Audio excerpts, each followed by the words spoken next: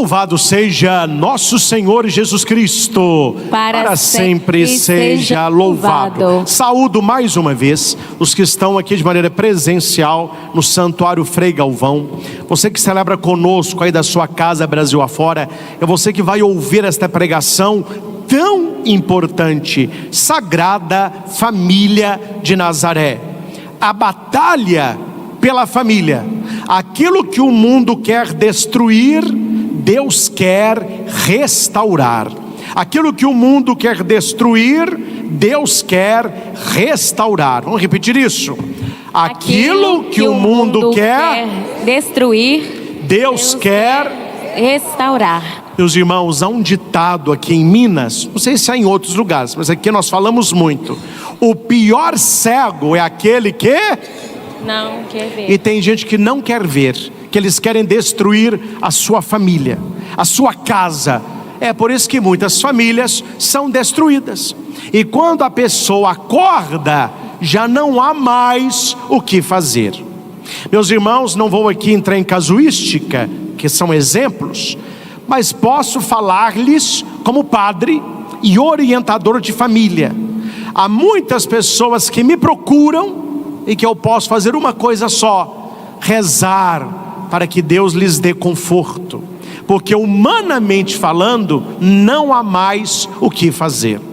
É igual um leite derramado. A gente fala esse ditado também, né? Não fique chorando pelo leite, porque não vai adiantar, já foi. Se as famílias me procuram enquanto tem jeito, glória a Deus, nós vamos apontar caminhos de restauração. Mas muitas pessoas deixam para procurar a Deus depois que a família está destruída. E Jesus disse que quando uma família cai, quando uma casa cai, porque estava sobre areia, a Bíblia diz que a sua ruína é completa. E quando Jesus fala de ruína completa, não há o que fazer. Porque há erros, meus irmãos, guarde o que eu vou lhe dizer, que você pode consertar, que você pode voltar, que você pode recomeçar. Mas desculpe a franqueza, há erros que você vai carregá-los o resto da vida. Não há o que fazer. Eu não vou aqui entrar em exemplos para não citar um ou outro, mas você sabe o que eu estou falando. Certas coisas têm reconstrução, certas coisas não mais. Algo que se quebra pode ser colado, uma taça que se estraçalha, jamais. E o seu casamento, a sua família, não é um copo de metal, é uma taça de cristal, e para quebrar pouco custa, e uma vez quebrada, já era. Vivemos, meus irmãos, um tempo em que a família é questionada, relativizada e atacada. E aqueles que defendem a família e que vivem uma vida de família são igualmente questionados, relativizados e atacados. O que antes era sagrado, porque quando a igreja diz Sagrada Família de Nazaré, para você saber que não é só a família de Jesus, é também a sua família. A família de Jesus é sagrada, a minha também o é, a sua também o é. E aquilo que antes era sagrado, hoje é descartável. Eu fui numa barraquinha depois de uma missa, tudo descartável, aqueles tambores grandes, e eles anunciaram no microfone várias vezes: não jogue lixo no chão, tudo que você está usando é descartável, terminou de usar, jogue fora. A família parece que é a mesma coisa. Use enquanto você precisa, né? Senhores pais, conforme a educação que vocês dão para os seus filhos, essa geração tão perdida, eles vão usá-los enquanto precisam de casa, enquanto precisam de comida, enquanto precisam de roupa lavada e de estudo. O dia que eles criam asa e começam a ser independentes, me desculpe aqui a expressão, eles vão dar uma banana para os pais e viver de acordo com a cabeça deles, porque eles estão vendo a família como algo descartável. Eu vou usar enquanto eu preciso, quando eu não precisar mais, eu jogo fora. E isso vem da educação que você, papai e mamãe, está dando. Porque eu conheço muitas famílias que, quando os filhos chegaram na idade madura da independência, saíram de casa, se casaram, mas são extremamente carinhosos, extremamente presentes, extremamente respeitosos, extremamente cuidadores. E até hoje, pais que já têm filhos, que são os netos, ensinou os netos de pequenininho a tomar benção, que é quando o filho e a filha casada chega em casa, primeira coisa que eles falam: a benção meu pai, a benção minha mãe. E os netos vão aprendendo. Há muitos pais hoje criticam essa geração. Mas as crianças são difíceis, elas são indomadas. Os adolescentes são desrespeitosos, os jovens são distantes. A pergunta é: quem está educando esta geração? A resposta é: as coisas estão do jeito que estão, porque os pais não estão educando. Eles estão olhando, eles estão terceirizando a educação. Quem que tem educado hoje os nossos filhos? A internet, os influenciadores, onde você deixa o seu filho com internet no quarto, canal de streaming liberado, celular, a mais tenra idade, já está com o celular na mão, e o pai e a mãe nem sabe o que o filho anda vendo. E aqui, meus irmãos, há uma galerinha bem treinada e paga para isso, para desde pequeno desvirtuar a mente dos seus filhos. Por isso a família precisa proteger. Um quesito que eu aprendo com Noé na arca é que ele viu o mundo e não tinha mais o que fazer, mas ele salvou não as famílias do mundo todo, ele salvou a família dele. Salve pelo menos a sua, que nós estamos no maremoto, mas se você fizer da sua casa uma arca como aliança com Deus, um lar onde Deus impera, os anjos irão proteger a sua casa, os anjos irão guardar os seus filhos. Maria Santíssima, na hora dos ataques do mal, ele vai envolver os seus filhos com o seu manto maternal. São Miguel Arcanjo lutará pelas nossas famílias, porque a nossa luta não é contra homem e mulher, homens de carne, como fala São Paulo. A nossa luta é contra os espíritos do mal que pairam sobre os ares.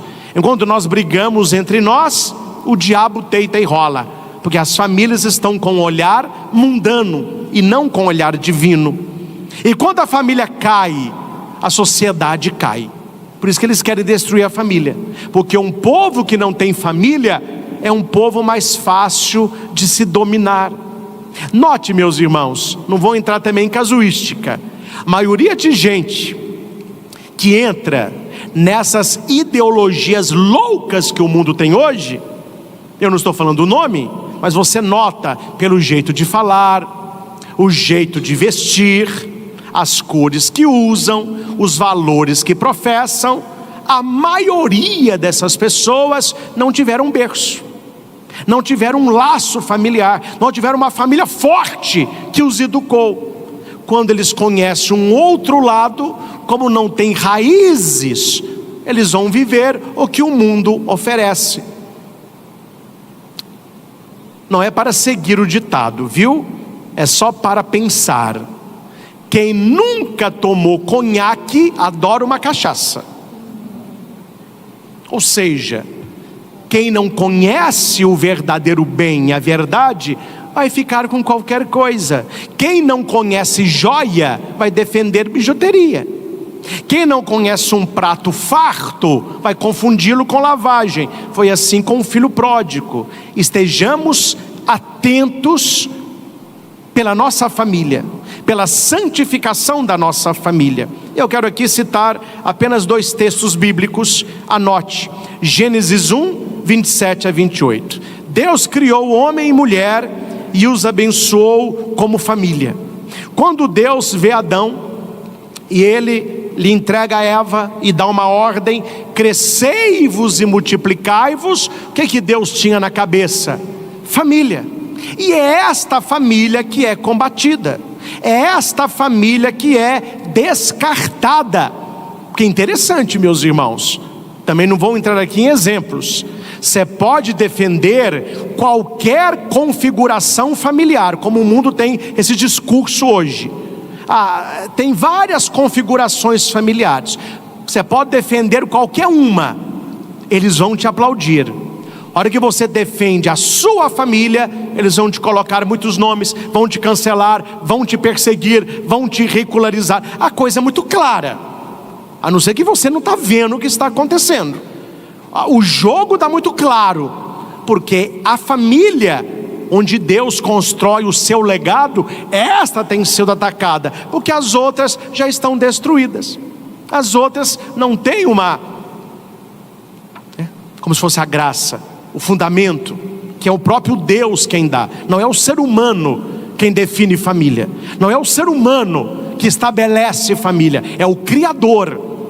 Porque nós somos criaturas, e tem muita gente soberba, orgulhosa, que ocupou o lugar de Deus. Não, eu faço do meu jeito. O que Deus fez é problema dele, eu vou fazer é do meu jeito. Mas a palavra fala qual é o jeito de Deus.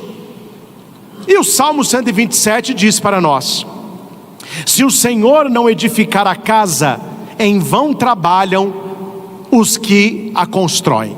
Meus irmãos, você pode fazer tudo o que você quiser, tudo o que você puder, até com a melhor das intenções, mas se a mão de Deus, meu filho, não tiver em cima da sua casa, você não fez nada.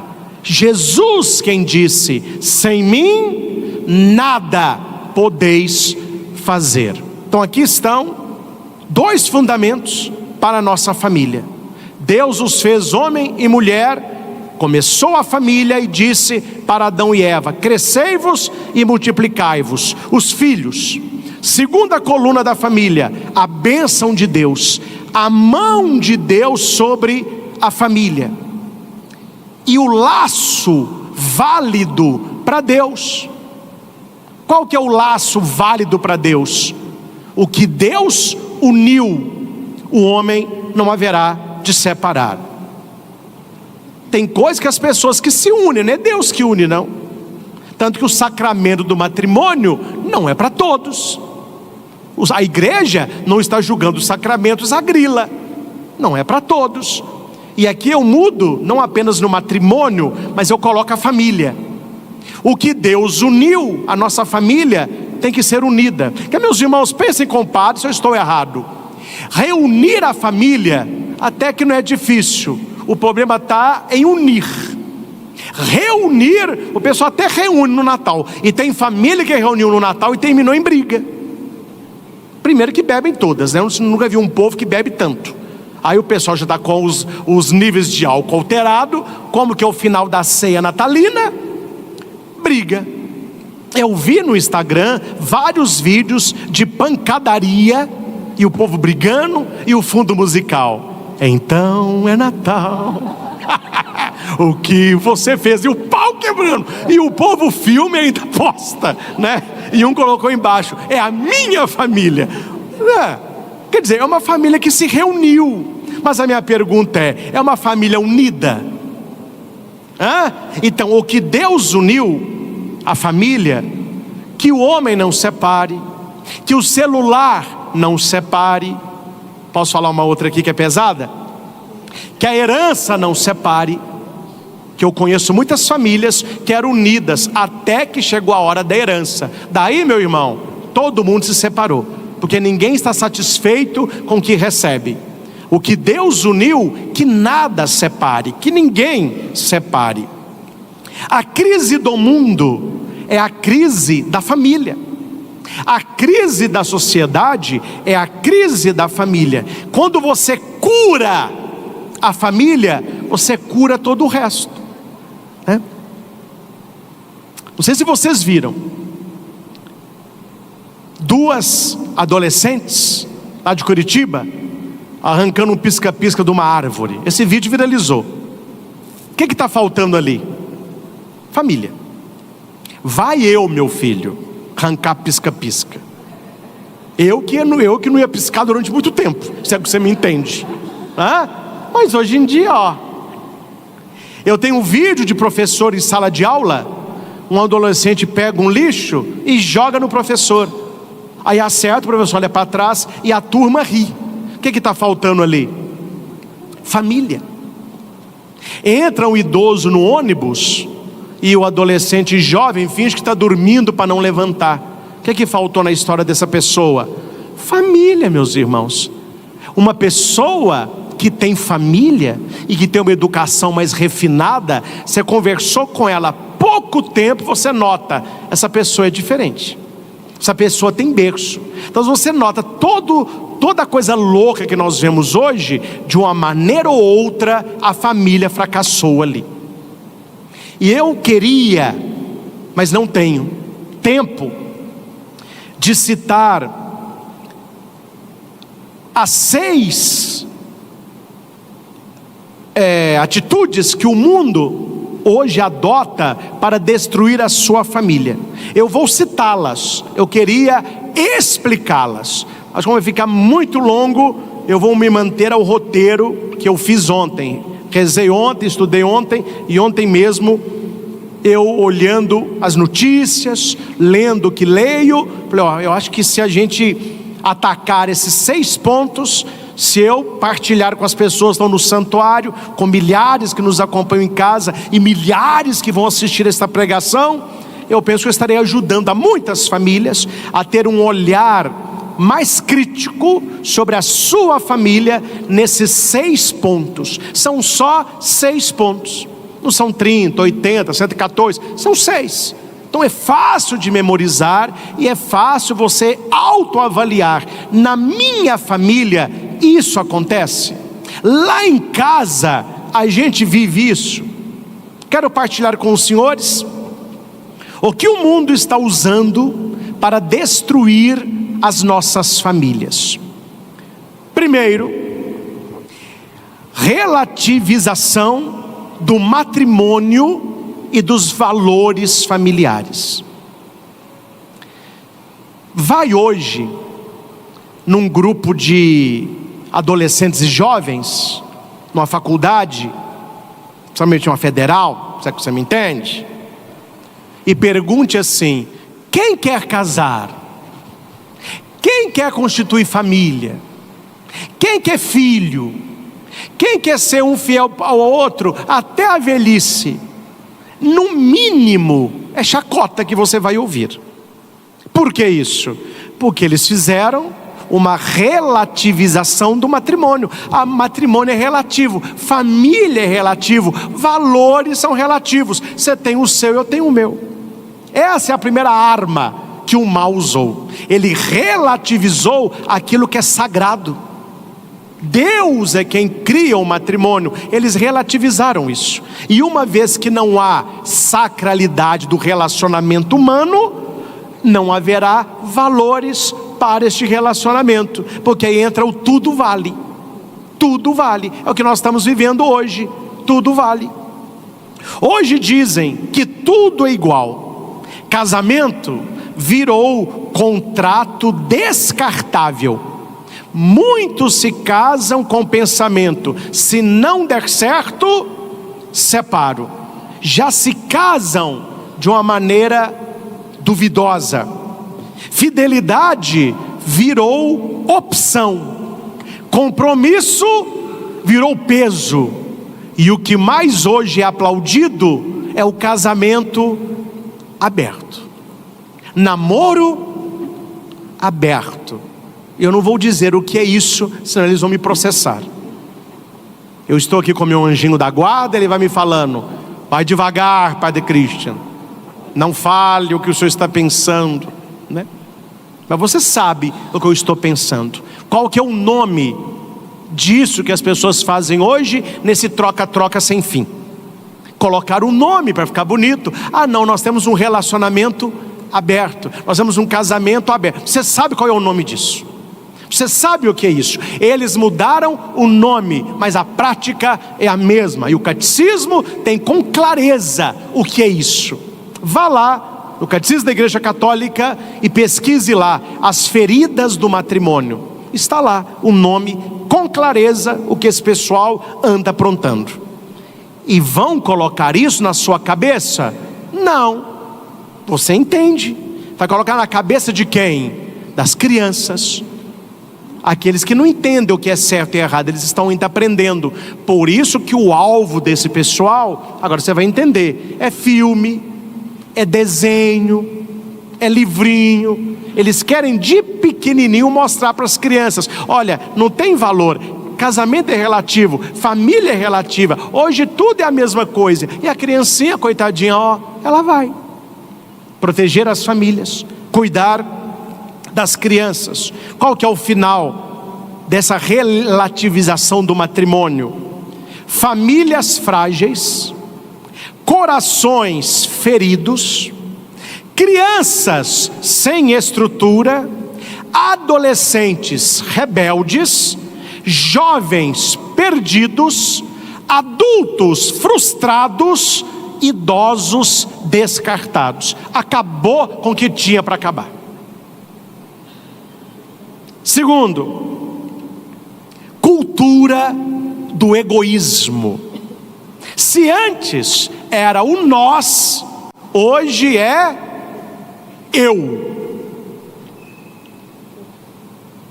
É o meu prazer, é a minha vontade, é o meu conforto, é a minha felicidade, é a minha vida. E tem filho que diz para os pais: você não tem nada com a vida que é minha.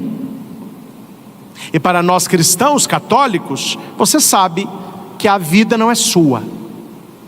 São Paulo vai dizer: vós não vos pertenceis, vós fostes comprados por um preço muito alto, o sangue de Cristo. Eu não me pertenço, eu pertenço a Deus.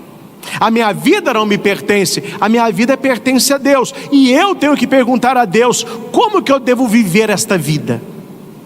Não, hoje não é mais assim. Viva do seu jeito e ninguém tem nada com isso, e ninguém pode falar nada. Viva do seu jeito, seja feliz. Cultura do egoísmo. Os pais que estão cansados, eles haverão de amar menos.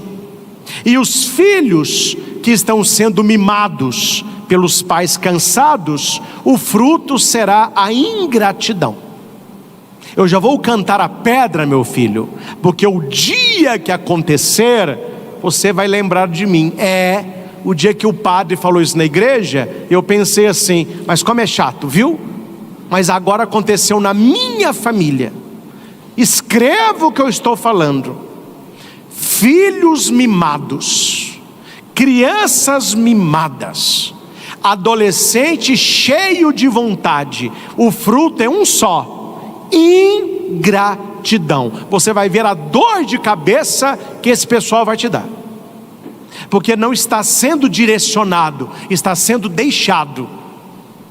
E todo animalzinho cresce, né? O pitbull que arrancou a canela de uma mulher já foi um filhotinho mamando na mamadeira. Não põe focinheira para você ver, não. É a focinheira, eu estou falando do seu filho. Não educa não para você ver. Não direciona não para você ver. O que é tão bonitinho hoje vai ser uma dor de cabeça amanhã. Ninguém quer ceder, ninguém quer perdoar.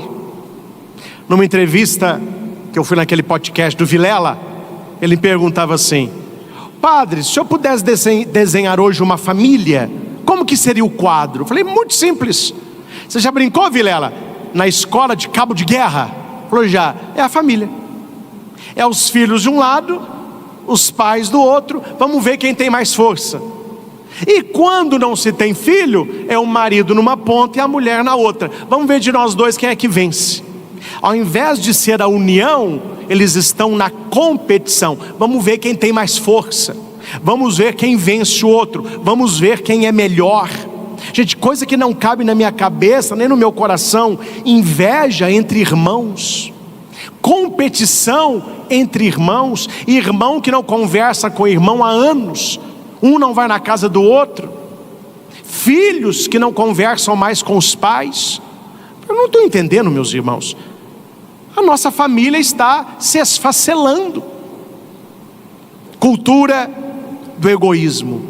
E guarde uma frase no seu coração: sem renúncia não existe amor. Sem renúncia não existe amor. Quando eu trabalho treinamentos de final de semana, de imersão, 3, 4 dias, o pessoal acorda 8 da manhã, vai dormir 3 horas da madrugada, e outro dia 8 está na sala comigo, intenso. Eu trabalho com eles sobre o amor enraizado.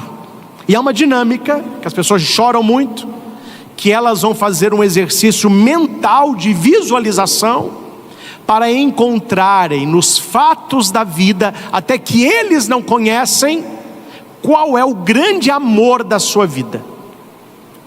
Claro que não é 100%, toda unanimidade é burra, mas 97% eles encontram a figura de quem? Quem que é a pessoa que mais nos ama nessa vida? A mãe. Eles encontram com a mãe. Eles vão encontrar com outras pessoas, mas a primeira referência de amor é a mãe. E a gente tem que se perguntar: por quê? Porque no coração do filho, mesmo que ele não saiba, está inscrito a quantidade de sacrifícios que esta mulher abriu mão para ser a sua mãe. O que ela passou do momento da gestação até hoje por ser a sua mãe. Ser a sua mãe é uma bênção. Ser a minha mãe, espero que seja uma bênção, mas está longe de ser uma missão fácil. É uma missão possível, mas não é uma missão fácil. E por que a gente sabe que a nossa mãe nos ama tanto? Porque ela teve muita renúncia. E quanto mais a pessoa renuncia, mais nós notamos que nos ama. Não vou contar nome não, que eu não sei se a pessoa vai gostar, mas eu fiz uma viagem há pouco, agora com um grupo, para a Itália. E foram algumas famílias completas, pai, mãe, e foram mães com filho. E eu vi algo, gente, que é só mãe, não tem condição, é mãe. Na hora eu não falei nada, depois eu falei com os dois, meu olho até encheu de lágrima. Estávamos num restaurante e pedimos um prato, não me lembro, eu lembro que tinha macarrão e tinha um pedaço de carne. E a gente estava comendo, eu, a mãe dessa pessoa, uma pessoa ali, e o filho ou filha dela do meu lado, e a gente comendo. Não era um prato enorme, mas não era um prato pequeno, era um prato. E a pessoa que estava com muita fome, comeu e acabou primeiro. O meu estava no final, a mãe estava ainda na metade, ela comeu mais macarrão, estava deixando a carne mais para o final, porque ela gosta muito de carne, e a de lá já estava também na metade. Aí o filho disse assim: se eu soubesse que era tão pequeno, eu tinha pedido outra coisa. A entrada, que a gente pediu para não pedir entrada, para não atrapalhar o prato. Na hora a mãe falou: graças a Deus, porque eu não estou aguentando comer esse bife. Minha pergunta é: ela estava satisfeita? Quem é que faz isso? É a atitude de mãe. Aí ele disse: mãe, eu te conheço, coma, que a senhora está com fome, eu vou pedir outra coisa para mim, coma. Ela olhou para ele assim, comeu o prato todo. Ela estava disponível com alegria em colocar o bife dela no prato do filho, e ela fica feliz por saber, agora ele está satisfeito. Renúncia. Me responda, meus irmãos, o ser humano hoje sabe renunciar a alguma coisa? O ser humano hoje sabe ceder a alguma coisa? Falta aprender com quem?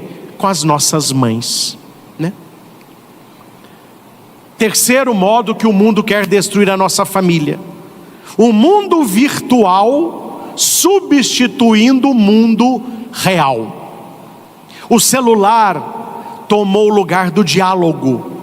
O virtual substituiu o encontro. E as crianças são educadas pela internet e não pelos pais. É bobo a pessoa que fala mal do celular.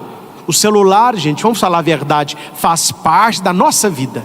Se fosse um aparelhinho só para você ligar, mas a sua vida está ali. Ele tem foto, ele tem conta de banco, ele tem senha, ele tem tudo ali. O problema não é o celular, é quando o celular te afasta da sua família. É quando o celular corta a sua conversa. É quando você quer estar no quarto com o celular e não quer estar na sala com a sua família. Quando você prefere se conectar com os de longe e se desconectar dos de perto. Esse é o problema do celular. Não é o celular pelo celular, é o fruto do vício e que o mundo usa para que o celular estrague as nossas famílias.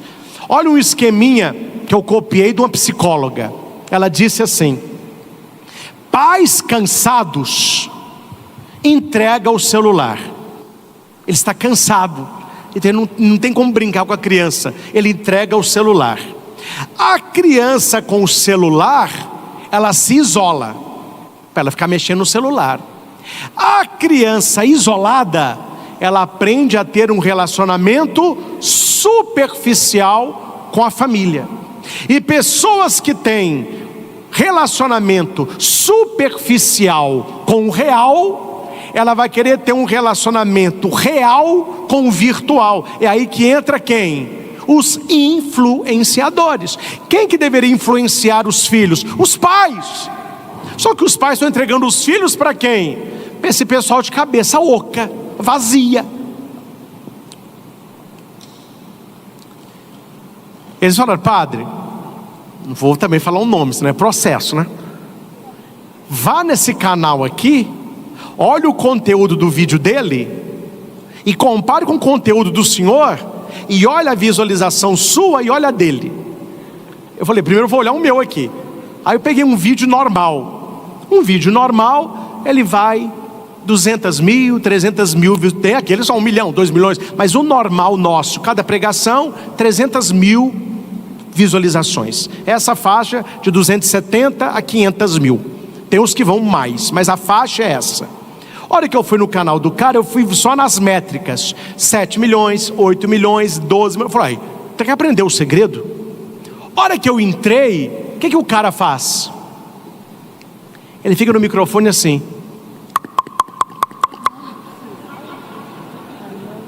Aí pega um papel. Eu falei: eles estão brincando com a minha cara. O cara está fazendo é isso? Imagina, meus irmãos, a nota que esse cara ganha. Aí ele fica abrindo vidro, fica passando a mão no microfone. E outra coisa que sou eu, que me enerva: cochicho. Tem antipatite cochicho, igual mascando chiclete. Você quer me talhar o sangue, é uma vaca no meio da missa. E outra é a pessoa cochichar. Falei: não cochicha comigo não, fala alto. Aí ele fica assim: você vai dormir agora. Nossa, que até me arrepio. Eu falei: esse cara está cochichando no microfone com 7 milhões de acessos. São os influenciadores que o seu filho está lá, ó. É o mundo em que vivemos. Quarto, ataque direto à fé dentro de casa. O mundo não suporta ver uma família rezando. Guarde isso. O mundo não suporta ver uma família rezando. Eles querem tirar Deus da sua casa, querem tirar a igreja da sua vida, querem tirar a fé dos seus filhos. Eu resumi aqui o que está acontecendo hoje. Eles querem tirar Deus da sua casa, a igreja da sua vida e a fé dos seus filhos. E eles estão direcionados a isso. Onde não há Deus, entra o vazio. Onde não há Deus, entra o vazio. O que as pessoas precisam se encher tanto por fora? Porque estão muito vazias por dentro, né? Não é que eu tenho tudo, não. Eu tenho tudo como padre. O pessoal fala assim: o Cristo está presente, está difícil, viu? Porque tudo que vai dar você tem. É que como eu viajo muito, o pessoal não está muito presente. Então sapato, meu filho, parece uma centopeia. Os acordes aqui, sabe, de vez em quando eu trago e falo: toma sapato, toma sapato. Trago tô mentindo? Sacolada de roupa. É calça, é blusa, não é? Fica tudo alinhadinho. Vai! Tanta coisa que o pessoal me dá nessas missões que eu vou. Então calça, sapato, meia, essas coisas eu tenho. Coisas de comer, como você vai me dar coisas de comer? Não é? Então eu tenho muita coisa. O que vai dar? Relógio já tenho, essas coisas, celular eu tenho. Então minha família falou: olha, nós vamos te dar o nosso amor, o nosso carinho. E no Natal a gente faz uma gracinha aí, porque de tal coisa tá difícil. Mas eu fico feliz de presentear. Aí eu presenteio. Minha mãe gosta de ganhar um dinheirinho. Ela não gosta de nota grande não, viu? Teve um ano, eu dei para ela 2 notas de R$200. Foi uma frustração. Ela abriu o envelope, pegou só 2 notas, mas era R$400. Ela, pelo sorriso eu vi, obrigado. Eu falei: gente, vai ganhar 400 conto? Era para ela comprar o que ela quisesse, um sapatinho, alguma coisa. Eu aprendi. Esse ano foi novamente 400, mas tudo em nota de 10. Mas a mulher ficou: nossa, que bolo! Falei: Merry Christmas, a mente gostou aquele bolo de dinheiro.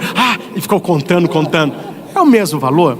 O Marcos, o carrinho que ele queria, Maria Clara, a bonequinha dela, etc. Me deram um pacotinho de meia, que é a mãe da Carol. Foi o único presente que eu ganhei de Natal. 2 pares de meia. Mas me pergunte, o que está me faltando? Nada. Que é quando você está cheio por dentro, as coisas de fora não tem muita graça não. Mas eu fico feliz em estar com a minha família, estar com meus amigos. Eu gosto muito de agradar as pessoas. Dou uma coisinha para uma, coisinha para outra. Levei no carro umas caixinhas pequenininhas de Ferreiro Rocher. Comprei 4. Se tivesse alguém lá que eu não conhecesse, para entregar, tinha 2. Corri, peguei. Padre, que gentileza.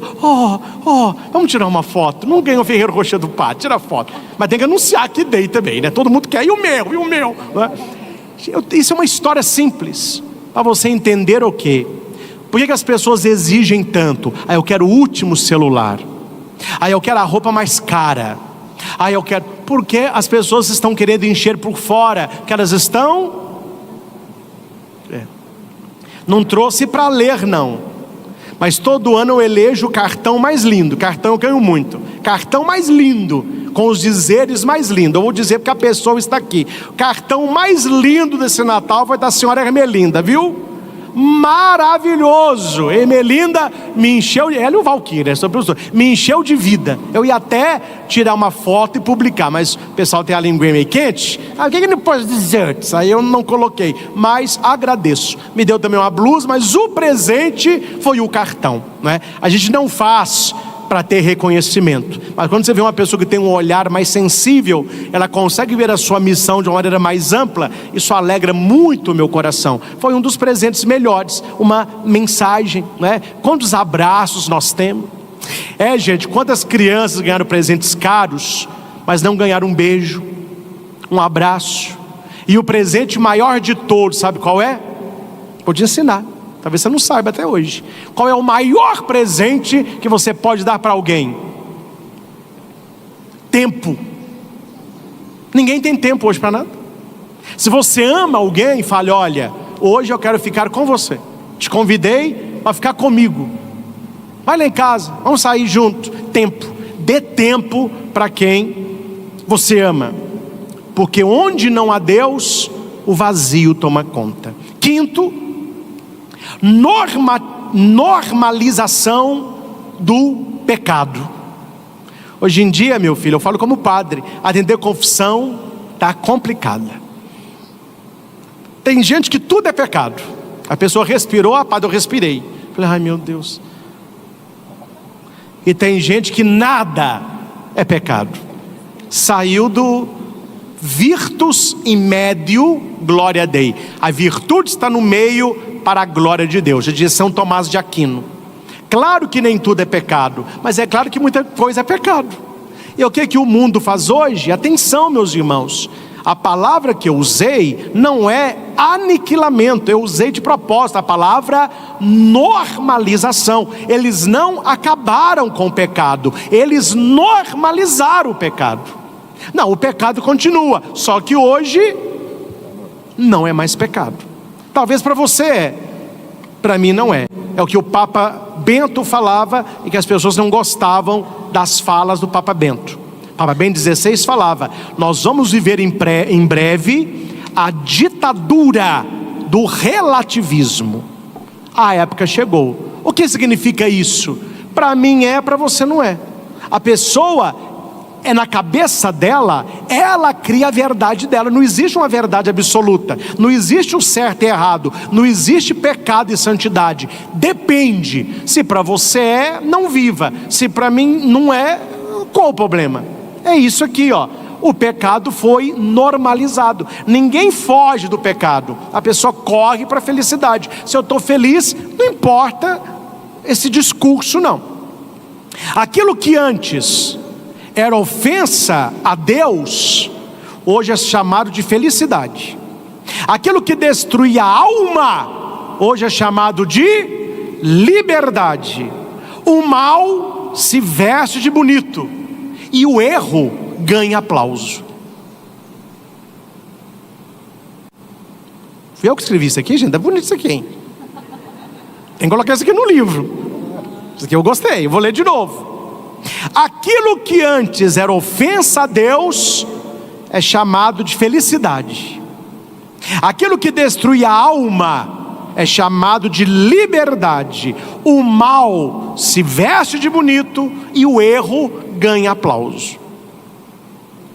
Veja hoje quem está sendo aplaudido. Veja hoje quem que está sendo rechaçado. Veja o que defende os que estão sendo aplaudidos e veja o que defende o que está sendo caçado. Você vai ver claramente os valores do mundo. Muita clareza. Só quero citar Isaías 5, 20 e 21. Vamos marcar na sua Bíblia isso? Você que está em casa. Se precisar, você que está vendo o vídeo depois, dá um pause aí. Isaías 5, 20 a 21. É o retrato do mundo de hoje. Quero partilhar com vocês. Isaías 5, 20 e 21. Ai daqueles que chamam o mal de bem e o bem de mal. Ai daqueles que trocaram o certo pelo errado e o errado pelo certo, que fazem das trevas luz e da luz trevas, que fazem do amargo doce e do doce amargo. Ai dos que são sábios a seus próprios olhos e prudentes diante de si mesmos. Olha o retrato da sociedade nossa. Uma inversão totalmente de valor. O que é certo ficou errado, o que é errado ficou certo, o que era doce é amargo, o que era amargo é doce, o que é luz virou trevas, o que é trevas hoje é luz. Isaías 5, 20 a 21. Nos nossos tempos, um dos versículos mais sérios da Sagrada Escritura. E finalizo com o sexto: desvalorização da figura do pai e da mãe. Não posso falar demais, meu anjinho da guarda está. Mas eu atendi uma família que o filho, esse ano, no início do ano, foi para a faculdade, mudou de Divinópolis. Os pais não reconhecem mais. Um ano que ele mudou, está aqui em BH. Ele voltou totalmente transformado. Não reconhece mais o papel de pai e mãe. tomou raiva da igreja. Agora, as outras partes, vocês sabem que eu não posso ser processado. Pode falar essas coisas. Mas o pai me disse assim: padre, hoje ele me ridiculariza, ataca a mãe e despreza a igreja. O mal conseguiu o que queria. O pai ficou ridículo, a mãe atacada, a igreja desprezada. Acabou com a família, acabou com a igreja. Sobrou o quê? Você tira a fé, você tira a família, vai sobrar o quê? E em muitas famílias, não é a sua, mas em muitas famílias, os filhos mandam e os pais obedecem. Não vai dar certo também. Não precisa nem estar no desenho, vocês são inteligentes. Não vai dar certo também. Família sem autoridade é família sem rumo. Não estou falando de autoritarismo, estou falando de autoridade. Hoje não se fala mais isso. Não sei se não pode, não querem ou não sabem. Mas quando eu era criança e adolescente, minha mãe e meu pai falavam comigo assim: não vai. E eu perguntava: por que que eu não vou? E eles respondiam: porque eu sou seu pai e a sua mãe, e eu estou falando que você não vai. Era a autoridade do pai e da mãe. Hoje em dia, primeiro que eles não falam mais não vai, que a hora que fala não vai, já foi. Mas vale, porque eu sou teu pai. Mas que papo que é esse? E a liberdade de expressão? E os meus direitos? Efésios 6:1-4. Filhos, obedeçam aos pais. Pais, eduquem os filhos. O que fazer, meus irmãos, nesse cenário que eu trouxe, que pode parecer problemático? O que fazer? Aqui eu coloquei 4 ações, vou apenas lê-las. Primeira, voltar a colocar Deus para dentro da nossa casa. Aquele Jesus que está na porta batendo, é preciso abrir a porta e deixá-lo entrar. Família que reza, permanece. Retomar a oração em casa. Tomar bênção aos pais, aos avós, aos padrinhos, aos tios. E retomar a fé viva, rezar juntos. Segundo, restaurar a presença e o diálogo. Ficar mais em casa, conversar mais, sentar-se à mesa, menos celular, mais conversa, menos grito, mais escuta. Pai presente cura a insegurança, mãe presente cura a ferida, amor presente constrói identidade. Terceiro, educação com firmeza e amor. Pais precisam ser pais, não amigos permissivos. Pai é pai, mãe é mãe, amigo é outra coisa. Você pode agregar a amizade, mas não abrir mão da paternidade. Limite é amor e disciplina salva. Limite é amor e disciplina salva. E quarto, defender valores e não ter vergonha da sua fé. Ensinar o certo, proteger sem medo, educar com coragem. Ensinar o certo, proteger sem medo, ensinar, educar com coragem. E fale com seu filho: seus coleguinhas vão rir de você, é porque eles não têm papai e mamãe para ensinar, mas o que você está fazendo está certo, viu? Porque eles riem, eles estão fazendo uma coisa errada. Se alguém não faz: ô bobão, por que você não faz? O que é? Você acha que é melhor do que a gente? Aí ele entra na turma, fala: ó, o mundo vai rir de você, seus colegas estão todo mundo fazendo isso, você não faça. Ensinar o certo, proteger sem medo, educar com coragem. Queridos irmãos e irmãs do santuário, você que está finalizando comigo esta pregação, mesmo em meio a tantos ataques, Deus continua levantando famílias santas. Onde entra Deus, entra cura. Onde entra a oração, acontece restauração. Onde entra amor, volta a esperança. Finalizo com uma parábola. Tinha um jovem que queria ser malabarista, mas não tinha dom, coitadinho. Fazer o quê? Mas ele quis fazer uma apresentação e ficou lá ensaiando. Chamou os amigos, vendeu até os ingressos para doar para uma instituição. Na frente estava a mãe, e ele quis se mostrar. Falou: olha, meu malabarismo é com os olhos vendados. Ele já não era bom com o olho aberto, né?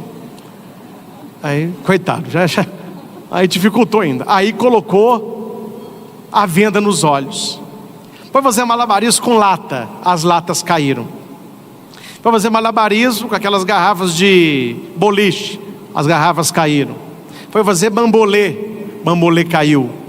Foi fazer com prato, os pratos quebraram. E cada coisa que caía, eram pessoas que levantavam e ia saindo do teatro. Depois do espetáculo todo, de quebrar tudo, de acabar com tudo, ele com o olho vendado, ele ainda diz assim que obrigado, é o grande final. Ele ouviu uma palma assim, de pé. A hora que ele tirou a venda, era a mãe dele. A mãe dele de pé, aplaudindo. E ele disse: minha mãe, por que a senhora não saiu também? E ela respondeu: é porque só quem é mãe vê o esforço e não o fato. É uma história simples, não é? Vamos mudar os personagens. Você é a mãe, e o malabarista é sua família. Aconteça o que acontecer, quebre o que quebrar, não saia, não abandone, não vai, aplauda e permaneça. A sua presença muda tudo. A única coisa que aquele jovem precisava é do aplauso da sua mãe. Foi assim com Jesus. Jesus, quando abriu os olhinhos na manjedoura, a primeira coisa que ele viu, o rosto de Nossa Senhora. Quando ele olhou do lado, São José com uma lanterninha. Alguns pastores passaram, os reis visitaram, mas a família permaneceu. Você pode brigar com a sua família o tanto que você quiser, mas saiba de uma coisa: no nosso velório, eles são os primeiros a pegar na alça do caixão. Não é assim? Estiveram conosco no início e vão nos acompanhar para o adeus final. Que a sua família seja sagrada, como é a família sagrada de Nazaré. Tenha os olhares atentos a estes 6 pontos que aqui partilhei. Meu conselho é que esta pregação você assista novamente. Você tem que assistir isso aqui umas 2, 3 vezes. Tome nota. E o mais importante, compartilhe. Copie o link dessa transmissão, desta pregação, coloque nos seus grupos. Se você restaurar uma família, você salvou uma casa. Se você chegar ao coração de uma pessoa, através das palavras que eu disse, você já fez uma grande obra de caridade. Se você ainda não é, se inscreva no nosso canal. Deixa aí o seu joinha, isso ajuda muito esse vídeo a cair para outras pessoas. E deixe o seu comentário. De tudo isso que o padre terminou agora de pregar, o que mais te chamou a sua atenção? Quais são os pontos que você quer destacar? O que faltou que eu poderia ter dito e não foi aqui falado? Compartilhe conosco também nos comentários.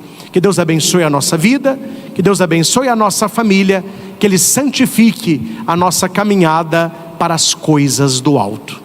Louvado seja nosso Senhor Jesus Cristo, para sempre seja louvado. Jesus, Maria e José, a minha família vossa é. Jesus, Maria e José, A minha família vossa é. Que assim seja.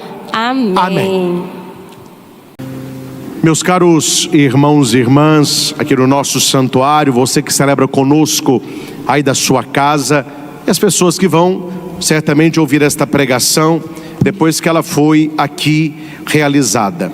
Nós estamos celebrando o encerramento do ciclo da Páscoa, com a festa de Pentecostes. Penta nos lembra 50, são 50 dias depois do dia da Páscoa. Nós temos a quaresma pré-pascal, temos a quaresma pós-pascal, que são os 40 dias que Jesus ficou aparecendo aos discípulos, firmando a fé na ressurreição. Celebramos no domingo passado a ascensão de Jesus ao céu, o Senhor que sobe ao Pai, e hoje Ele envia o seu Espírito Santo. Nós ouvimos na primeira leitura o relato da descida do Espírito Santo sobre aquela igreja nascente. Os discípulos que estavam trancados no cenáculo, com medo, mas ao mesmo tempo orando e preparando este dia que o Senhor prometeu. Na ascensão, Jesus disse: não vos afasteis de Jerusalém, permanecei até que eu vos envie a força do alto, até que recebam o Espírito Santo, para que sejam as minhas testemunhas.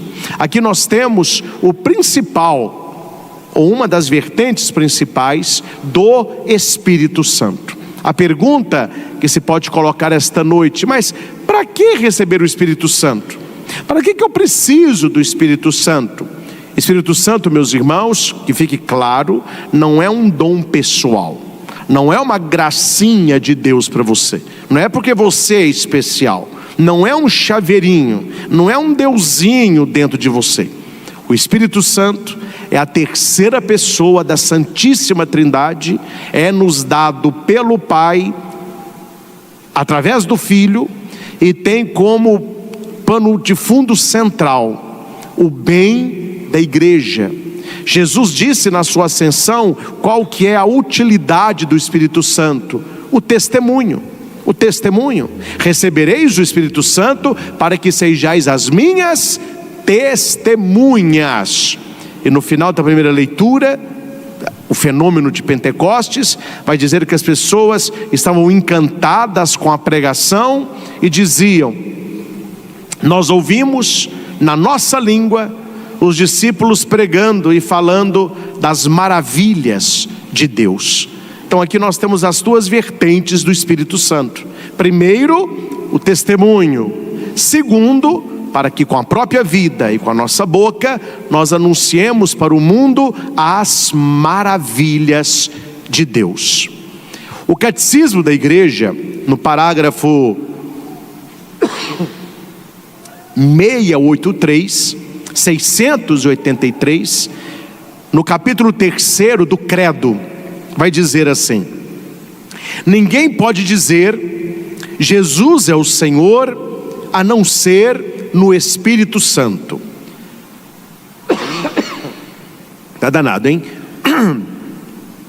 Esse conhecimento de fé só é possível no Espírito Santo. Presta atenção.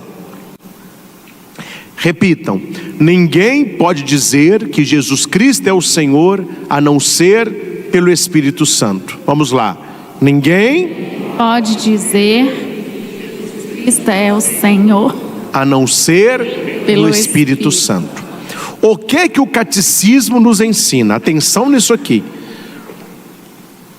Para estar em contato com Cristo, é preciso primeiro ter sido tocado pelo Espírito Santo. A experiência com o Espírito Santo precede o nosso relacionamento com Jesus Cristo. É por isso que muitas pessoas, não estou falando de vocês, espero que não, né?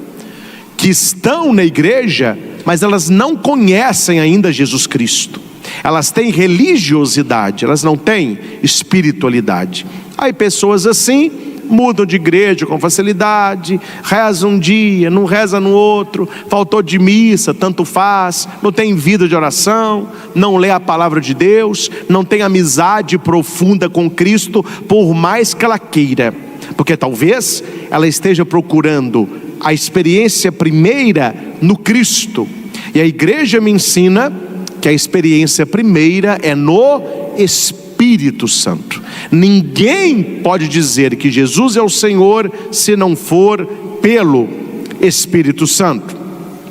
É Ele que nos precede, vem antes.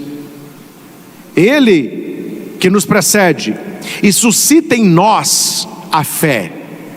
Pelo nosso batismo, primeiro sacramento da fé e da vida, quem tem a sua fonte no Pai, é nos oferecida no Filho, nos é comunicada intimamente, pessoalmente, pelo Espírito Santo na igreja. Ou seja, quando é que nós recebemos o Espírito Santo? No batismo. Quando é que nós recebemos o Espírito Santo? No batismo. Mas basta recebê-lo no batismo? Não. Ele tem que crescer. Ele tem que ter liberdade dentro de nós. Guarde o ABC do Espírito Santo. A letra A é abertura. Nós temos que ter abertura ao Espírito. A letra B é busca. Buscá-lo todos os dias.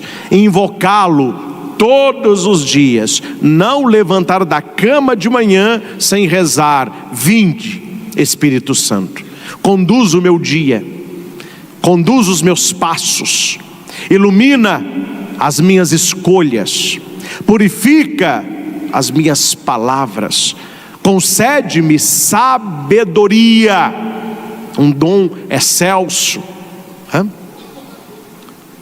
Ele precede o nosso dia, é pessoal.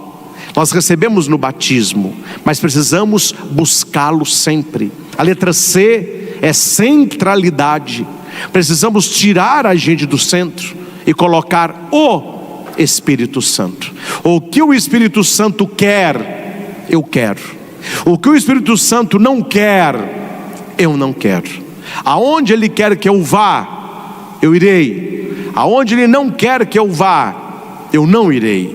Ô padre, mas como é que a gente sente isso aí? O Espírito Santo vai, não vai, fala, não fala? Como que é o negócio? Numa vida de oração, de escuta, de clamor. Espírito Santo não é nada complicado. Segundo a palavra de Jesus, basta pedir. Aquele que pede, recebe. Jesus disse assim, para quem tem filhos, né? Se o seu filho te pede um pão, você vai dar para ele uma pedra? Se o seu filho te pede um peixe, você vai dar para ele um escorpião? Se vós que sois maus, esse maus aí quer dizer, se vós que tendes pecado, é uma tradução, né? Sabeis dar coisas boas aos vossos filhos, muito mais o meu Pai dará o Espírito Santo a quem o pedir. Então, pedir de coração sincero, pedir querendo receber o Espírito Santo, sair do centro e deixar o Espírito Santo aí. Gente, se você soubesse como é bom partilhar a vida com o Espírito Santo, você era muito mais feliz. Jesus disse, eu vim para que tenhais vida e vida plena, e ninguém tem vida plena sem a plenitude do Espírito Santo. É preciso pedir. Comece a experimentar. Ó Espírito Santo, eu tenho uma reunião hoje, conduza essa reunião, conduza a minha decisão, conduza a minha palavra. Hoje eu tenho um pepino para resolver. Espírito Santo, sempre reze primeiro. Vai conversar com seu filho, vai ter um DR lá com seu marido, com sua mulher. Vem, ó Espírito Santo. O Espírito Santo é o iluminador do Pai, é o próprio Deus em nós. Nós somos templo do Espírito, mas precisamos deixá-lo agir. Quando Jesus conversa de madrugada com Nicodemos, madrugada porque estava escuro, mas não era uma escuridão apenas fora, era uma escuridão dentro de Nicodemos. E Nicodemos, ele era bom, era um homem bom, Tem pessoas que têm o dom da bondade, né? Nicodemos era uma pessoa boníssima. E Jesus fala: você é bom, você é bom. Cuidado, viu, gente? Porque no mundo que nós estamos, parece que basta ser bom. Ah, mas a pessoa não vai à igreja. O que tem? Ela é boa, ela é bondosa. Ah, tal pessoa não tem fé. Ah, mas que problema que tem isso? Ela é tão boa, é uma pessoa boa. Ah, a pessoa nem foi batizada. Mas o que tem isso? Você conhece a pessoa mais boa do que ela? Só que para Jesus não basta ser bom. Para Jesus é preciso nascer do alto. Ele vai dizer com Nicodemos: você é muito bom, é um homem muito reto, mas uma coisa te falta. Olha aí, falta. E Nicodemos fala: mas o que é que me falta? Nascer de novo. Aí ele vai perguntar: mas como que eu vou nascer de novo? Eu vou entrar no útero da minha mãe? Jesus falou assim: não, quem nasceu da carne é carne, quem nasceu do Espírito é Espírito. Necessário vos é nascer do alto, nascer do Espírito Santo. E Jesus compara o Espírito com aquilo que ele é. Espírito, do hebraico, ruá, sopro. Aí Jesus vai dizer: o vento sopra, ninguém vê, mas todo mundo ouve o ruído. Ninguém sabe de onde veio, nem para onde vai. Assim é todo aquele que nascer do Espírito. Jesus falando que para nós um nascimento espiritual é necessário, mas para que o Espírito Santo ele possa agir poderosamente na sua vida e guiar a sua vida, o seu pensar, o seu sentir, o seu agir, o seu querer, é preciso docilidade. É a letra B, a letra D: abertura, busca, centralidade, docilidade. Uma pessoa que não é dócil, o Espírito Santo não tem como guiar uma pessoa dessa. Uma pessoa que parece um cavalo bravo, não é Espírito Santo que domina um sujeito desse. Então você tem que pedir: meu Deus, dai-me um espírito dócil. Docilidade é ser obediente a Deus, é saber ouvir a Deus, é deixar-se guiar por Deus. Certa vez, um estudante, um monge jovem, né? Não era consagrado ainda, disse ao seu prior assim: eu quero ser cheio do Espírito Santo. O prior: é bom, seu desejo é bom. Mas não diz mais nada. No outro dia, ele falou para o jovem: tudo que o prior fala, você faça sem questionar. Tá bom, prior, eu estou aqui aprendendo mesmo. Pega aquela peneira ali, ó, vai lá no rio e traga a água para mim. Como? Eu falei para não questionar, meu filho. Faça. Tá bom. Ele foi com a peneira, entrou com a peneira no rio e voltou com a peneira. O prior falou: cadê a água? Ah, meu filho, mas peneira não segura a água. Volte. Cadê a água? Volte. Voltou várias vezes. Aí no final ele perguntou: qual a lição que você tirou? Que peneira não segura a água. Volte. Ele estava cansado. Falou: oh, João, não estou dando mais conta de ir. Qual a lição que você aprendeu? Se eu falasse, eu mandei eu voltar. Não, mas dessa vez eu volto com você. O que você aprendeu? Que peneira não segura a água. Volte. Aí voltou. Falou: agora coloque a peneira dentro da água e me diga o que você está vendo. A peneira está cheia de água. Exatamente, essa é a lição. Para a peneira estar cheia de água, ela precisa estar imersa na água. Para que você seja cheio do Espírito Santo, você precisa ter uma vida imersa no Espírito Santo. Quando você sai do Espírito, você estará vazio. A nossa vida, ela está imersa no Espírito Santo. A gente pede o Espírito Santo todo dia. Senão, meus irmãos, me desculpe aqui, vai ser apenas uma celebração, um ritual católico bem celebrado, bonito.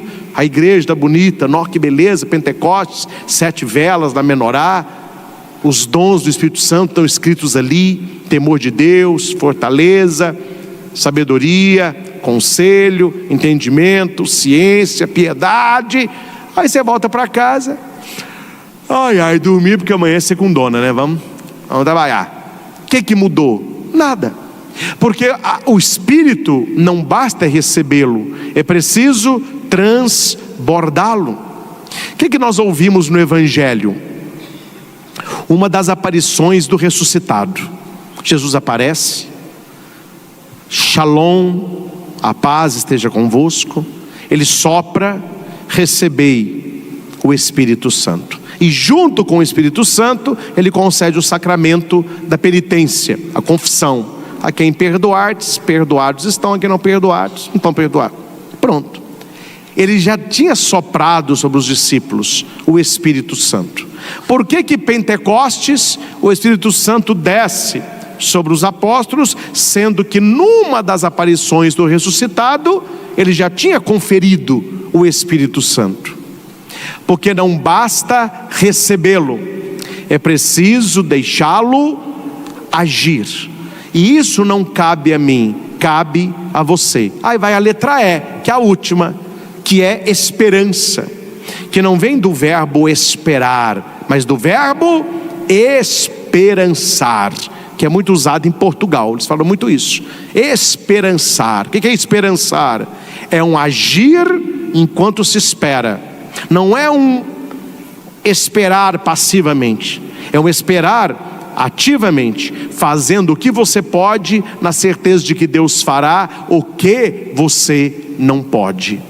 Pentecostes, a descida do Espírito Santo, primeiro dom são línguas de fogo, onde os discípulos medrosos se transformam em pregadores da palavra, a começar por Pedro, que não tinha muito estudo, não era tão capaz assim, mas o Espírito Santo capacita, e na primeira pregação de Pedro, mais de 3.000 pessoas se converteram e foram batizadas. Olha o que o Espírito é capaz de fazer no coração de uma pessoa. Por isso que Pentecostes é o contrário de Babel. Se você lê, foi a primeira leitura da missa de ontem, vésperas de Pentecostes, ou vigília de Pentecostes. A primeira leitura de ontem é a Torre de Babel. Fizeram uma torre enorme, o ser humano orgulhoso, Deus confunde a língua, ninguém entende ninguém. Ninguém entende ninguém. Pentecostes foi lido na primeira leitura. Havia pessoas da Mesopotâmia, da Panfilha, gente do mundo conhecido, cada um falando uma língua. Quando Pedro prega, eles entendem na própria língua. O que Babel confundiu, Pentecostes uniu. Eles ouviam na mesma língua as maravilhas de Deus. Minha pergunta é: o seu casamento é Babel ou é Pentecostes? A sua família é Babel ou é Pentecostes? Quando você vai conversar com seus filhos, é Babel ou é Pentecostes? Babel, ninguém entende, é só briga, ninguém fala a mesma linguagem. Pentecostes, paz, entendimento, comunicação, aquilo que unifica, aquilo que é comum. Por isso nós precisamos clamar o Espírito Santo, para que Ele tenha liberdade para agir na sua vida. Meus irmãos, uma vida no Espírito Santo é igual andar de bicicleta. Você pode chegar para uma pessoa e falar assim: olha, você nunca andou de bicicleta não? Não, vem cá, vou te ensinar. Como que é? Presta atenção. Cadê a bicicleta? Não, precisa de bicicleta não, vou te ensinar. Quando a gente sair daqui, você vai sentar na bicicleta, ela tem um banquinho. Você vai pôr o bumbum ali no banquinho. Agora, quando você pôr o bumbum no banquinho, não levanta os dois pés não, que você cai. Porque a bicicleta só tem equilíbrio quando você está pedalando. O que é pedalar? Nossa, só tá ruim, hein, meu filho? Pedalar é porque tem 2 pedalzinhos, você vai pôr o pé, você vai fazendo força assim, ó. E nesse pedal tem uma corrente. que vai no pneu de trás. Aí quando você vai pedalando, ele dá a tração de trás e a bicicleta anda. Então você já aprendeu isso aí, não aprendeu? Aprendi. Vamos, tem mais coisa. Tem o guidão. Parece um chifrinho assim na frente, ó. Você vai segurar ali. É para virar para a direita, você vira para a direita, ela vai virar. Vai virar para a esquerda, você vira para a esquerda. Quando não vira demais não, senão o pneu vira, você vai cair. É um pouquinho, ela já vira. Tá bom. Outra coisa, como que para esse negócio aí? É o freio, né? Tem o freio na roda da frente e o freio na roda de trás. O da direita é o de trás. Aperte sempre esse primeiro. Você vai freando atrás, aí você aperta o da frente, você cai. Tá bom. O da frente é o esquerdo? Aprendeu? Aprendi. Então repete.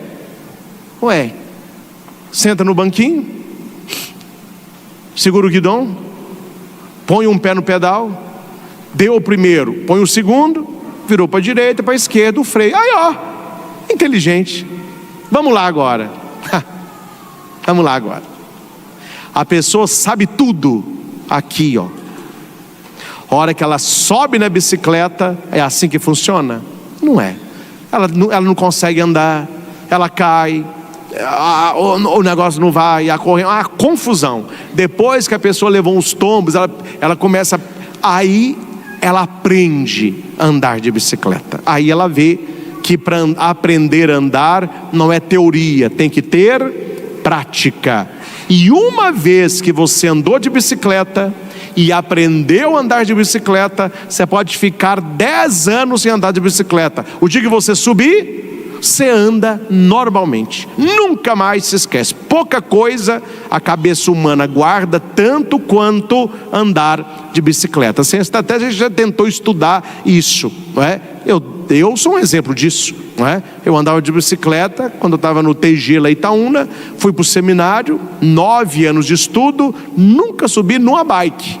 Em Cajuru, não lembro se eu andei de bicicleta. Lembro-me que quando começou os passeios aqui, eu comecei a andar de bicicleta de novo. Meu filho, no primeiro a gente fica meio assim, ó, mas 5 minutos depois você já está andando normalmente.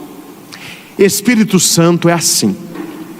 A pregação do padre é ensinando você a subir na bicicleta, a pedalar, a virar o guidão, mas você só vai aprender se você fizer.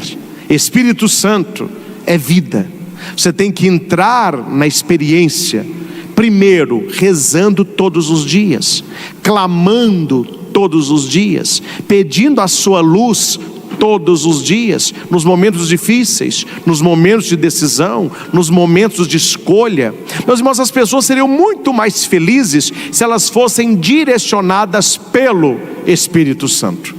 Há uma passagem bíblica que Jesus está no monte rezando e ele diz para os discípulos passarem para outra margem. Jesus não entra no barco, Jesus fica rezando. Os discípulos entram no barco e começam a remar. No meio do mar veio uma tempestade, quase que o barco afunda.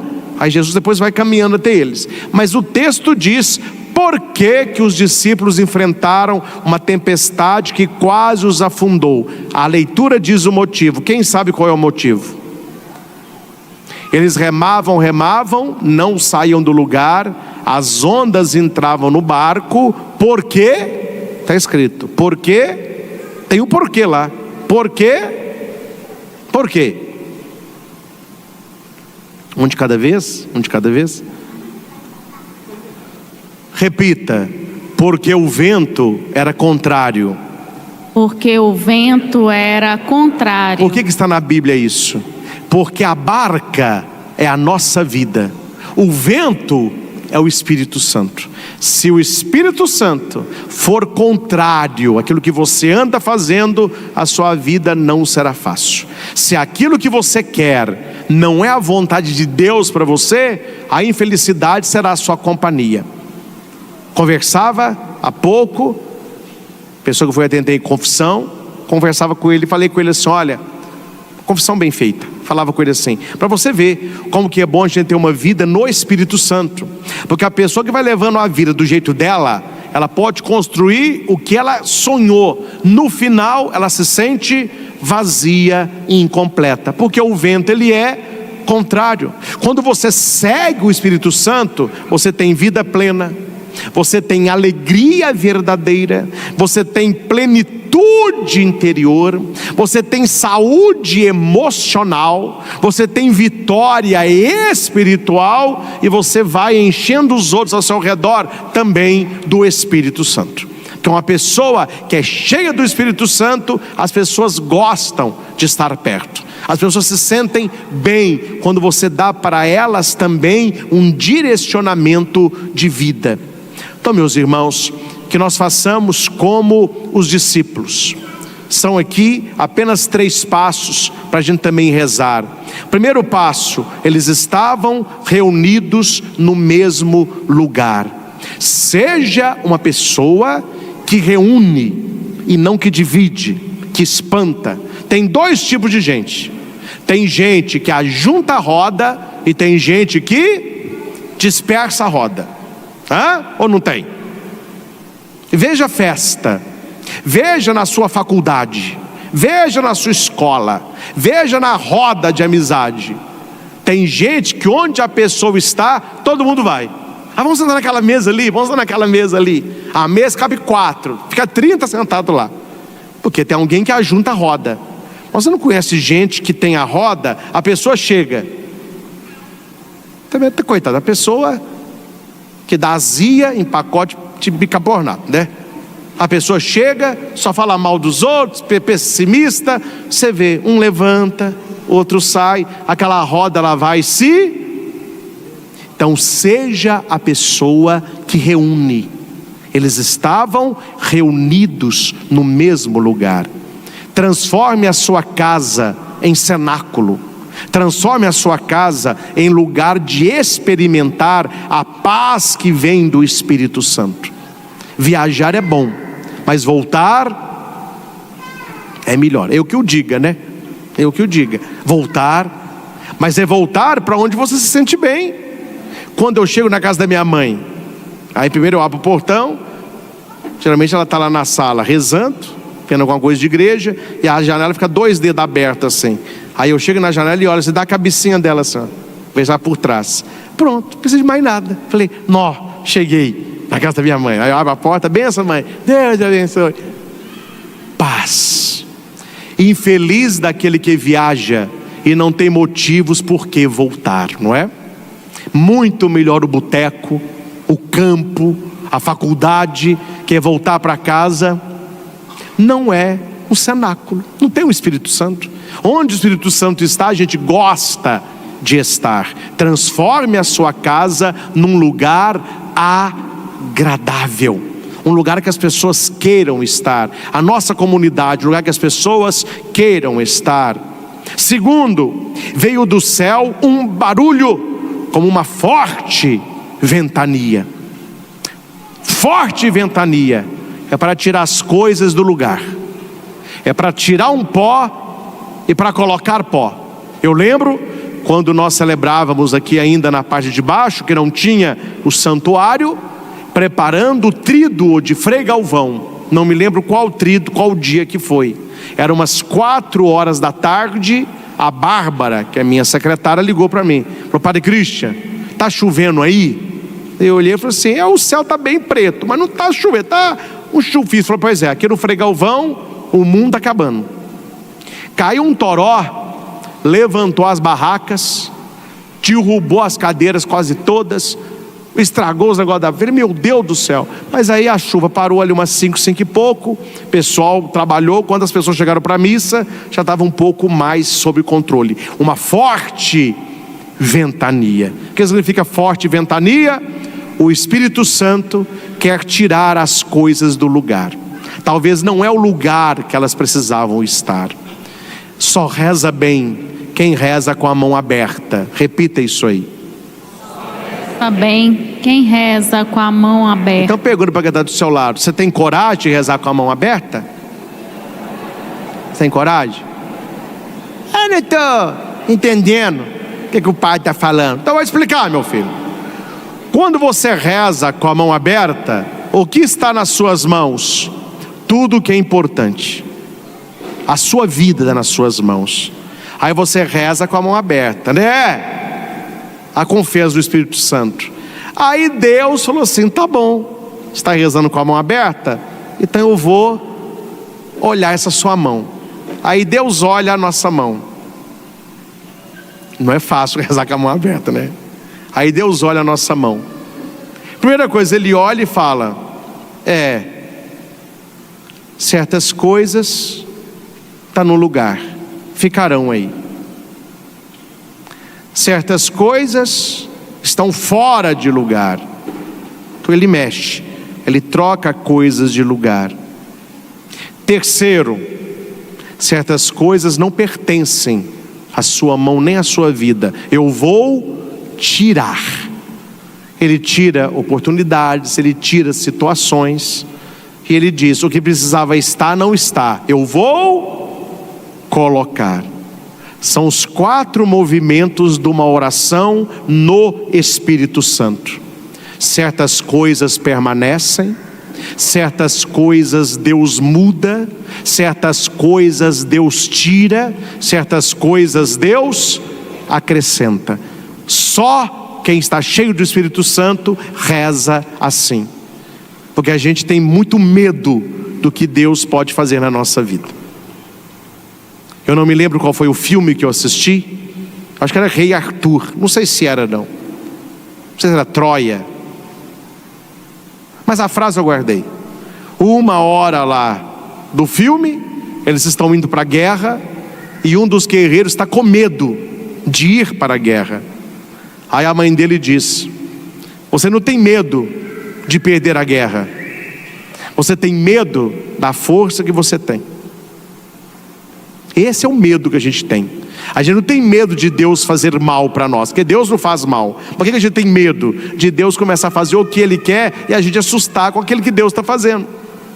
Por isso que muita gente reza com a mão fechada e não tem coragem de asbiar. Deixa Deus fazer, deixa Deus agir na sua vida. O Espírito Santo, Ele sabe mais do que nós. Vai se deixando conduzir. Deixa o vento ser a seu favor e não contrário.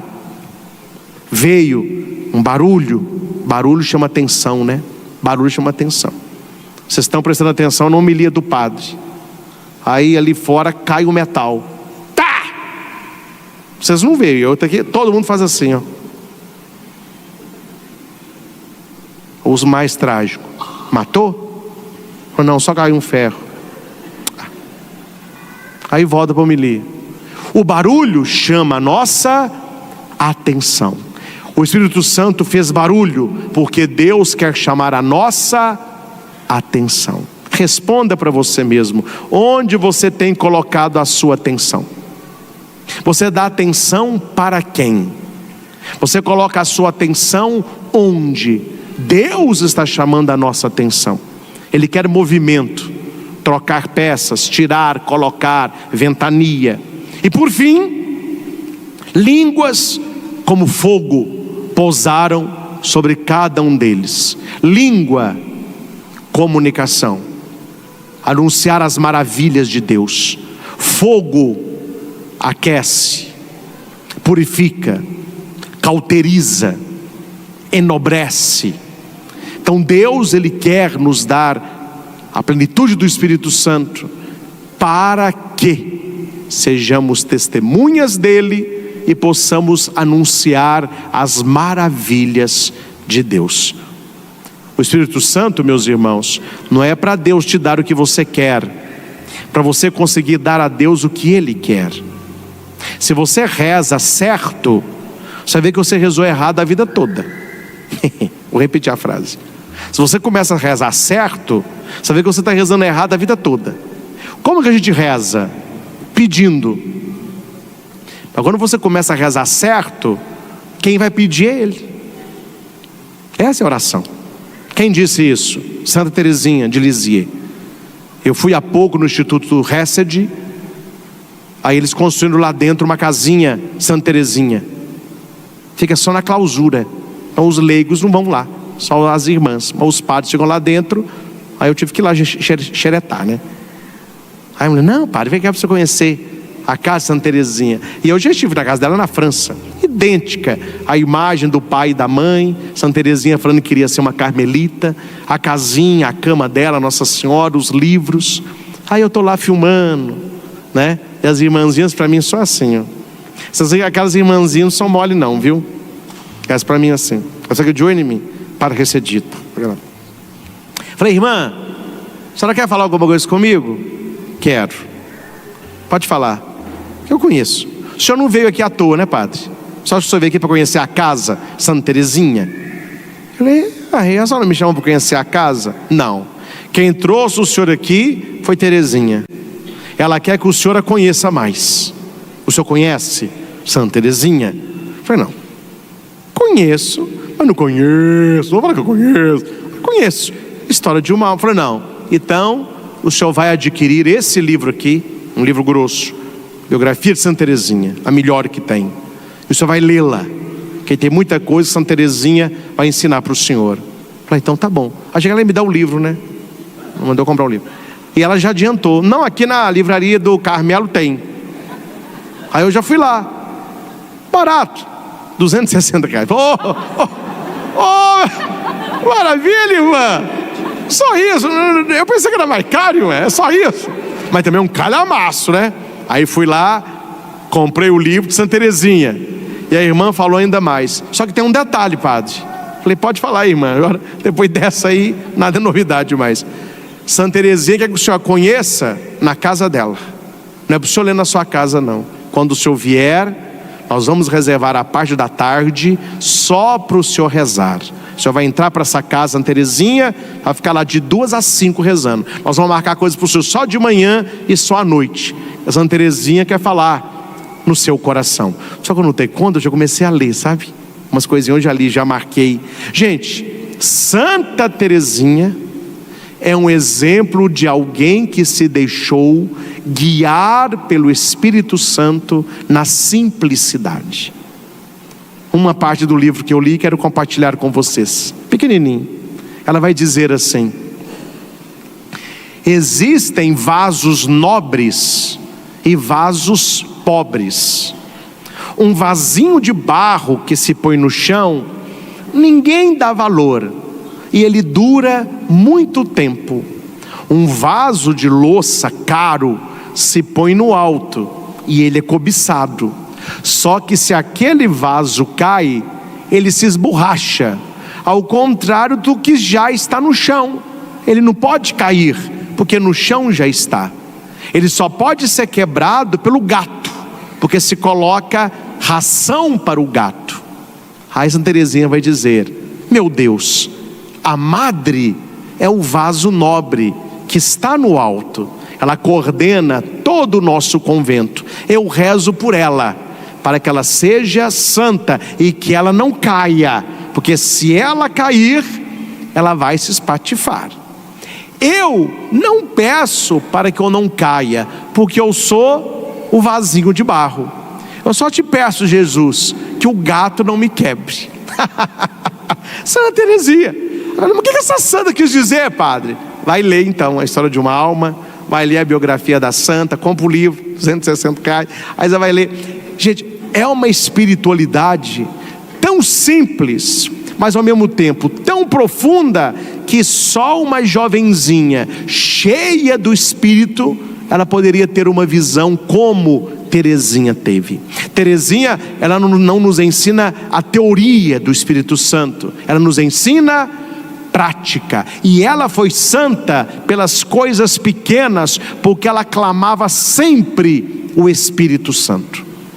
Tinha uma irmã no convento, né, que Teresinha morava, que ela rezava fazendo barulho com a boca. Lá no livro diz que ela rezava como se chamasse gato. Como que é isso? Ela rezava assim, ó. Nenhuma irmã tolerava ficar perto dela. Todas as irmãs ficavam longe para rezar, que a irmã cheia de mania. Teresinha olhava e pensava assim: coitada, ela fica tão sozinha, eu vou ficar perto dela. Só quando ela sentar perto de Teresinha, a mulher ficava Aí Terezinha punha a mão e falava com Deus assim: meu Deus, ninguém consegue rezar com esse barulho não. Eu vou fazer o seguinte, eu vou ficar do lado dela, e a oração dela que sirva para mim também. A fineza de Terezinha. Quando Terezinha morreu, essa irmã disse: ela foi a minha melhor amiga, ela nunca se incomodou com o meu jeito de rezar. Depois que essa irmã morreu, ainda bem que morreu para não ler essa coisa, eles foram ler os diários de Terezinha. Lá estava que era a irmã que mais a incomodava, era a irmã que não a deixava rezar, mas ela oferecia o barulho da irmã para a santificação dela e para que a companhia de Terezinha junto com aquela irmã fosse para ela santificação. Tanto é que as irmãs que não aguentavam rezar, você não sabe o nome de nenhuma, e Santa Terezinha passa os séculos. Quer dizer, o Espírito Santo, ele é uma pessoa cheia do Espírito Santo, ela briga menos, ela é mais compreensiva, ela é mais carinhosa, ela tem uma visão da vida de maneira diferente. É como se você colocasse as lentes do Espírito Santo. Sem o Espírito Santo, eu perdi o trabalho. Ô desgraça, agora eu vou trabalhar onde? Vou viver de quê? Perdeu a namorada, piriguete, vagabundo, aconteceu um acidente, olha aí, arrebentou a frente do meu carro. Aí a pessoa começa a rezar o Espírito Santo. Perdeu o trabalho, não era o que eu queria não, mas Deus sabe o que faz. Talvez não era ali o meu lugar. O Espírito Santo vai guiar o lugar que eu vou trabalhar para eu ter vitória financeira. A pessoa que eu gostava saiu da minha vida.